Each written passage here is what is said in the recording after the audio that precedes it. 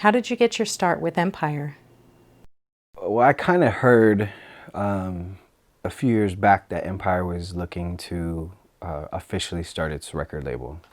I'd already been working with Too Short had introduced me to Ghazi like right before Empire had actually officially started, and that's how I got my distribution deal. I was putting out music through Empire, but more so the last few years I was more focused on developing projects and bringing them to Empire to get deals.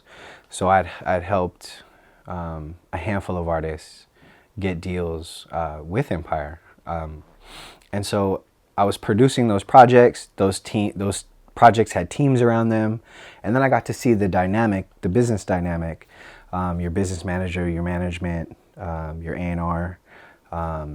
All the way to the producers, songwriters, and then we're all collectively giving the artist or creating this product around the art or for the artist. And depending on the artist and their reach or their social reach would pretty much depend like how much money we could get at advance for marketing for the project.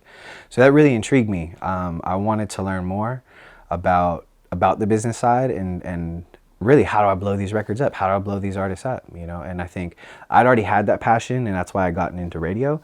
But now I knew I wanted to be the music creator first. I wanted to be the producer. So when I left radio, jumping into becoming a producer was the goal.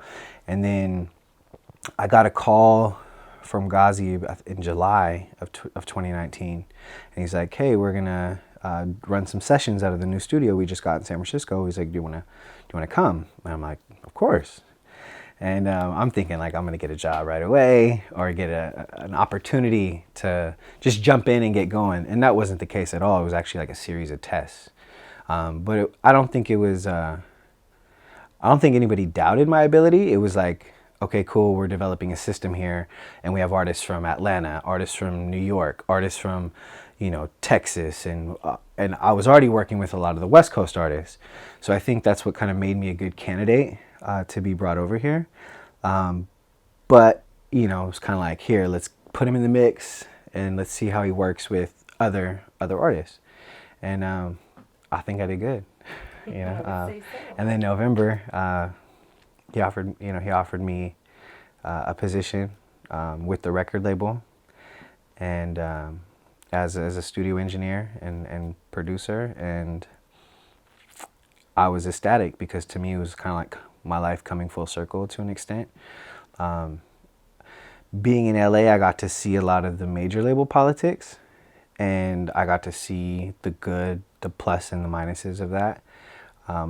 Being from the Bay Area, we kind of naturally have this kind of independent mindset of how to build things yourself and how to really champion what you're doing, versus just jumping on whatever's kind of hot at the moment.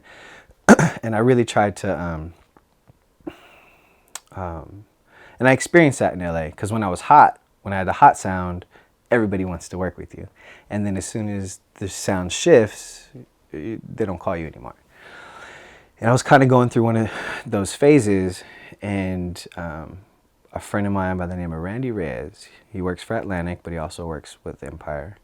He's like, "You need to be on a team, Clayton. That's what you're missing. You need to be a part of a team." And he's like, "Why don't you reach out to Ghazi? Why don't you go make that a point to really..." And I knew that in the back of my head, but I didn't think about it. It wasn't like something I was actively seeking. And then when I kind of changed the mindset of this is where I want to be, things just kind of aligned itself.